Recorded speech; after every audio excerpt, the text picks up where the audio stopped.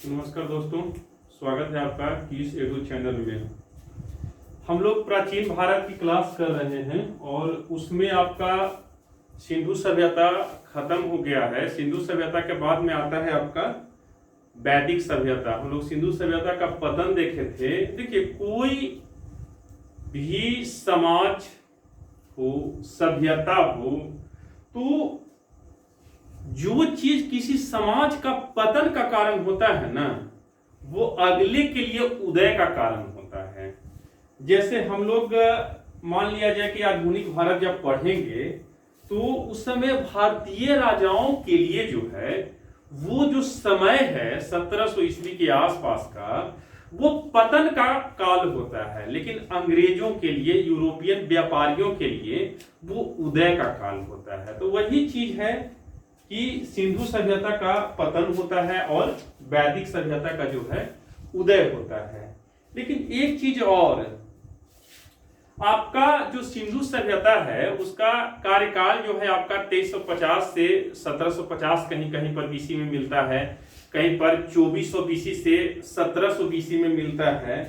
लेकिन ये जो वैदिक सभ्यता है इसका आरंभ जो है 1500 बीसी के आसपास में माना जाता है। 1500 बीसी के आसपास में आपका माना जाता है। तो अब सवाल उठता है कि जो 1700 से लेकर के 1500 के बीच यानी 200 साल का गैप है, इसमें क्या हो रहा था? तो इसका कोई भी प्रमाण साक्ष्य जो है पुरातात्विक आधार पे या किसी कहानी के आधार पे ही नहीं मिलता है। कह लीजिए संक्रमण का काल होगा, अंधकारमय युग होगा, या मतलब किसी तरह का साक्ष्य ही नहीं है। तो मतलब ये हुआ कि सिंधु सभ्यता से पतन के बाद वैदिक सभ्यता के उदय के बीच का 200 साल का इतिहास हम लोग को नहीं मिलता है। जब आगे मध्यकाल पढ़ेंगे ना, तो आंध्र सातवाहन वगैरह जब राज्यों का आता है चर्चा मिलता है, वहां पर भी हम लोग देखेंगे ना कि 100 साल का, 150 साल का, 50 साल का जो है ना इतिहास भारत का कुछ मिलता ही नहीं है। अब पता नहीं उस युग में क्या हुआ होगा। देखिए, वो हुआ क्या होगा मतलब सिर्फ अनुमान कर सकते हैं, और अनुमान के आधार पर जो है ना इतिहास नहीं लिखा जाता। इतिहास है जो साक्ष्य के आधार पर लिखा जाता है। तो चलिए चलते हैं वैदिक सभ्यता में। तो हम लोग रह रहे हैं भारत में, और भारत के मूल निवासी हम लोग नहीं हैं। मूल हम लोग तो आर्यन से है ना, तो मूल निवासी भारत के जो हड़प्पा के लोग माने गए हैं, वो लोग गए कहां? वो लोग के बारे में कहा जाता है हम लोग से उनका मैच ही नहीं करता है ना। उन लोग की मोटी नाकें होती थी, लंबी लंबी भौएं होती थी, मोटे मोटे होंठ होते थे। तो वो लोग कहां गए, नहीं गए, इसका कोई मतलब साक्ष्य नहीं मिलता है। तो होता क्या है कि वैदिक सभ्यता का शुरुआत होता है भारत में। इसलिए पहले भारत का 3 नाम आप लोग जानते होंगे, भारत, इंडिया, हिंदुस्तान, और एक चौथा नाम होता है आर्यावर्त। तो ये जो इंडिया है, ये इंडिया क्यों कहा जाता है? इंडिया का चर्चा कैसे हुआ? इंडिया का नाम इंडिया क्यों पड़ा, मतलब भारत का नाम इंडिया क्यों पड़ा? तो एक ये इंडिया है ना, जो यूनानी शब्द इंडोस से आया है। इंडिया शब्द का अर्थ जो है, शाब्दिक अर्थ यूनानी शब्द जो है इंडोस से आया है, ठीक है ना। और इंडोस का अर्थ होता है नदी का निकटवर्ती भूमि। तो हो सकता है कि भारत में जहां पर उस समय लोग रह रहे होंगे, जब यूरोपियन भाषा में इसको अनुवादित किया गया या रूपांतरित किया गया, तो उस समय ये सिंधु नदी के आसपास का क्षेत्र था। वो सिंधुवासी भी जो हैं, हड़प्पा सभ्यता के लोग भी जो है सिंधु नदी के किनारे आसपास थे। अब उनका पतन हो गया तो उनका दूसरा जो जगह लिया वो भी सिंधु घाटी सभ्यता के आसपास के क्षेत्रों में ही सबसे पहले फैले थे।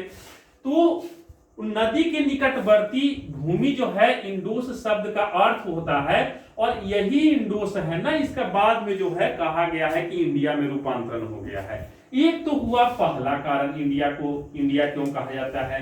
दूसरा कारण क्या है कि जो रोम के रहने वाले लोग थे वो सिंधु नदी को इंडस कहते थे। सिंधु नदी को क्या बोलते थे? इंडस बोलते थे। और सिंधु नदी के बाद वाले भूमि पर लोग रह रहे थे, तो इसके कारण जो है इसका नाम जो है रोमवासी इंडिया दिए। मतलब भारत को सबसे पहले अगर कोई इंडिया कहा तो वो रोमवासी थे। अब आगे पढ़ते हैं, हिंदुस्तान क्यों कहा जाता है? देखिए, कुछ लोग हैं जो कहते हैं कि भारत में हिंदू का संख्या पहले ज्यादा था, या केवल जो है हिंदू लोग ही निवास करते थे, इसीलिए हिंदुस्तान नाम पड़ा है। तो आज आपका मिथ तोड़ दे रहे हैं। हिंदू का हिंदुस्तान होने से कोई संबंध नहीं है। अरे उस समय, जिस समय ये नामकरण हुआ था, उस समय तो हिंदू धर्म का नामो निशान नहीं है। हिंदू धर्म तो आता है मध्यकाल में आपका। उस समय तो आपका सनातन चल रहा होता है प्राचीन भारत में। प्राचीन भारत के किसी भी ऐतिहासिक साक्ष्य में, किसी भी पुरातात्विक साक्ष्य में हिंदू शब्द का उल्लेख नहीं मिलता है। तो आज आप लोग एक भ्रम तोड़िए कि हिंदुस्तान इसलिए नहीं कहा जाता है भारत को क्योंकि यहाँ हिंदू लोग निवास करते थे। इसका कारण क्या था कि जो सिंधु नदी है ना, इसको हिंदू नदी बोला जाता था। इस सिंधु नदी को क्या बोला जाता था? हिंदू नदी बोलता था। और ये जो हिंदू नदी है और नदी के बाद वाला जो भूमि है, इसके लिए स्थान शब्द का प्रयोग होता था। तो इसीलिए इसका नाम क्या पड़ गया? आपका हिंदुस्तान नाम पड़ गया। अब आते हैं भारत का भारत नाम काहे पड़ा? तो भारत का भारत इसलिए नाम पड़ा कि वैदिक कालीन एक जन था। मतलब आर्य लोग थे कबीलाई प्रजाति के, और कबीलाई प्रजाति के थे तो जिसे कैसे देखते हैं, जैसे पहले गांव होता है, बहुत सारा गांव के मिला के एक पंचायत बनता है ना। बहुत सारा पंचायत को मिला के एक जिला बनता है, बहुत सारा जिला को बना के जो है ना एक राज्य बनता है, और बहुत सारा राज्य को मिला के एक देश बनता है। तो कबीलाई समाज भी उस समय जो था तो बहुत छोटे छोटे भागों में बटा हुआ था। तो बहुत सारे जो है ना कबीलाई में कुल होता था, तो बहुत सारे कुल को मिला के जो है आपका ग्राम बनता था। बहुत सारे ग्राम को मिला, हम आगे बताएंगे, और बहुत सारे ग्राम को मिला के आपका 20 बनता था, और बहुत सारे 20 को मिला के ना एक जन बनता था। मतलब मान लीजिए राज्य के आकार का होगा तो एक जन समुदाय बनता था, और उस जन के जो राजा होते थे उसी का एक जन था वैदिक काल में भरत जन। तो एक अनुमान यह भी किया जाता है कि वैदिक कालीन भारत जन के नाम पर है जो नाम भारत पड़ा है। दूसरा है मनु स्मृति, एक पुस्तक है। तो मनु के वंशावली में राजा ऋषभ आते हैं, मतलब मनु के बेटा के बेटा के बेटा, अब पता नहीं उसी क्रम में जो है एक राजा ऋषभ का उल्लेख है, और उसी के पुत्र थे जिनका नाम था भारत, और उसी के नाम पर हमारा देश का नाम है जो भारत पड़ा है। तो एक दूसरा कारण ये है। तीसरा कारण क्या है कि वैदिक साहित्य में एक वायु पुराण मिलता है, उसके अनुसार जो है राजा दुष्यंत के पुत्र होते हैं भरत, और उन्हीं के नाम पर है जो हमारा भारत नाम पड़ा। अब आते हैं आधुनिक काल में, वर्तमान समय में। तो हमारा भारतीय संविधान में भारत का 2 नाम का उल्लेख है, एक भारत है और दूसरा इंडिया है, हिंदुस्तान नहीं है उल्लेख है। उसके बाद एक नाम और यहां पे लिखना हम भूल गए हैं, एक नाम और है आपका आर्यावर्त। आर्यावर्त तो आर्यों के निवास स्थल जो है होने के कारण इस देश का नाम जो है आर्यावर्त पड़ गया। तो हम लोग भारत का नाम क्या देखे? इंडिया देखे, हिंदुस्तान देखे, भारत देखे, उसके बाद में एक नाम आर्यावर्त देखे, और भारतीय संविधान के अनुसार भारत और इसका अंग्रेजी नाम जो है इंडिया है, इसके बारे में जाने। तो भारत के जो मूल निवासी आर्य नहीं थे तो आर्य आए कहां से थे? बात उठता है ना, सवाल उठता है ना भाई कि आप यहाँ के मूल निवासी नहीं है तो आप आए कहां से हैं? तो इसके बारे में भिन्न भिन्न लोग जो हैं भिन्न भिन्न तरह की बातें बताते हैं। जैसे आपका ये जो एलडी कल साहब हैं, ये कहते का है कि जो आर्य लोग हैं वो कश्मीर अथवा हिमालय के क्षेत्र से आए थे, और इस पर जो है अपना तर्क रखते हैं। उसके बाद में आपका पंडित गंगानाथ झा जो हैं, पंडित गंगानाथ झा वो कहते का है कि जो ये आर्य लोग हैं जो ब्रह्मर्षि देश से आए थे। उसके बाद आपका मैक्स मूलर है एक इतिहासकार, जो बोलता है कि आर्य लोग मध्य एशिया से आते हैं। बाल गंगाधर तिलक जो हैं वो बोलते हैं क्या कि उत्तरी ध्रुव से आर्य लोग आए थे। स्वामी दयानंद सरस्वती जो हैं वो बोलते क्या हैं कि आर्य लोग जो हैं आपका तिब्बत से आए हैं। उसके बाद में आपका हार्ट और पेनका है, वो जो क्या बोलता है कि आर्य लोग जर्मनी से आए हैं। उसके बाद गाइस है जो बोलता है कि आर्य लोग जो है हंगरी से आया है। उसके बाद आपका डॉक्टर अविनाश चंद्र दास है, वो बोलता है क्या कि आर्य लोग सब सैंधव प्रदेश से आए हैं। उसके बाद डीएस त्रिवेदी है, वो बोलता है क्या कि देविका प्रदेश से आया है यार। उसके बाद गार्डन चाइल्ड एवं एक नेहरिंग है, यह बोलता है क्या कि आर्य लोग दक्षिणी रूस से आए थे। मतलब इतना सारा विचारधारा व्यक्त किया गया है कि आर्य लोग कहां से आए थे। इसमें मान्यता जो है आपका मैक्स मूलर को मिलता है और इसी विचार पर सब लोग सहमति जताते हैं कि आर्य लोग जो है मध्य एशिया में ही किसी जगह से जो है भारत में आए थे। ठीक है, तो ये जो आपका चार्ट है इसको एकदम रट जाइए। हम जो इतिहास में आपको फैक्ट बताएंगे ना वो रटिया और एग्जाम के लिए सफिशिएंट है। तो हम लोग यहां तक के देख लिए। अब आते हैं सब्जेक्ट पर कि आर्य जो है, आर्यों का आगमन जो है कैसे होता है। तो जैसा कि अभी आपको हम बताए हैं कि आर्यों का मूल निवास कहां था, इस विषय पर विवाद है।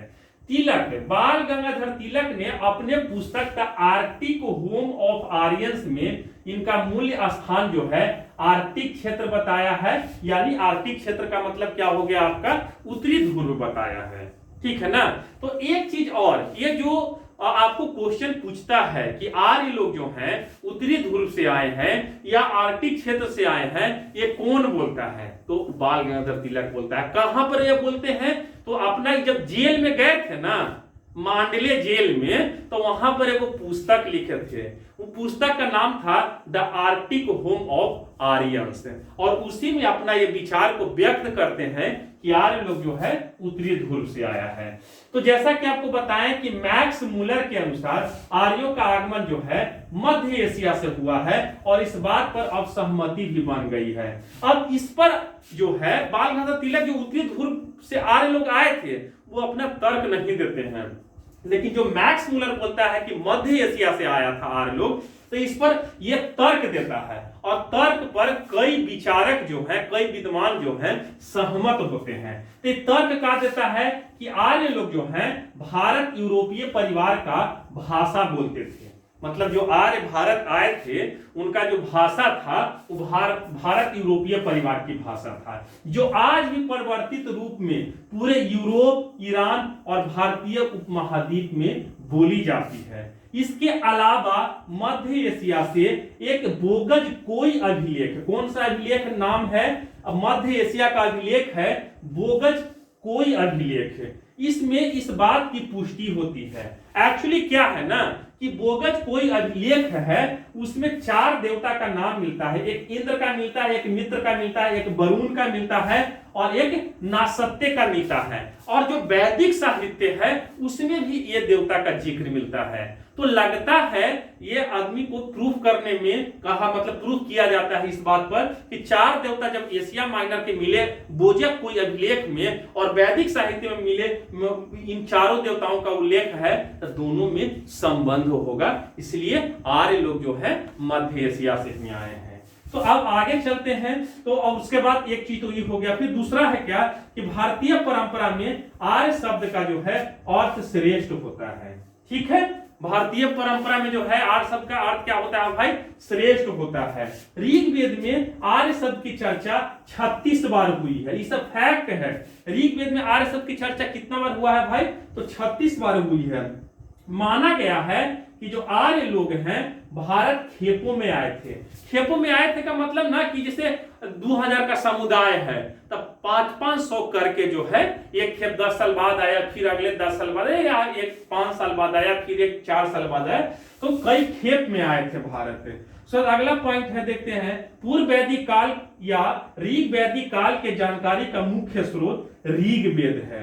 पूर्व वैदिक काल मतलब वैदिक काल के जस्ट पहले, और उसके बाद में वैदिक काल का जो मुख्य स्रोत है वो आपका क्या है, ऋग्वेद है। इसी के आधार पर आर्यों के प्रारंभिक निवास की जानकारी भी मिलता है। ये जो वैदिक काल है ना, आपका दो भाग में बटा हुआ है। एक भाग आपका है ऋग वैदिक काल और दूसरा भाग है उत्तर वैदिक काल। तो ऋग वैदिक काल जो हुआ वैदिक काल का प्रारंभिक काल है और वैदिक काल के बाद वाला काल जो है आपका उत्तर वैदिक काल हुआ। ठीक है, तो अब ऋग वैदिक काल का जो मतलब जानकारी का साक्ष्य है या स्रोत है वो ऋग वेद से मिली जानकारियां हैं। अब आपको एक चीज और बता देते हैं, एक चीज तो तय है इसमें, जितना सारा मूल निवास के बारे में बताया गया, परमर्शी देश बताया गया है या सब सैन्य प्रदेश बोला गया है, एक चीज तो तय है कि आर्य लोग भारत के निवासी नहीं थे। क्योंकि सोचने वाला बात है कि उसी जगह पे आर्य आते हैं जहां पर 200 साल पहले या 500 साल पहले एक उन्नत अवस्था में सभ्यता विकसित रूप से विद्यमान था। और वो सभ्यता अगर विद्यमान था तो फिर ये लोग जीरो से काहे शुरू किए। मतलब ये हुआ कि कहीं पर एक बढ़िया मकान बनाया हुआ है तो वहां पर आदमी जाने के बाद उस मकान में रहेगा ना, कि फिर से मकान बनाएगा। तो ये सभ्यता जो है वैदिक सभ्यता बिल्कुल जीरो लेवल से इसका विकास होता है। इसीलिए इस सभ्यता के बारे में बोला जाता है कि ये सभ्यता जो है कहीं और से आया था और ये सभ्यता कबीलाई सभ्यता था।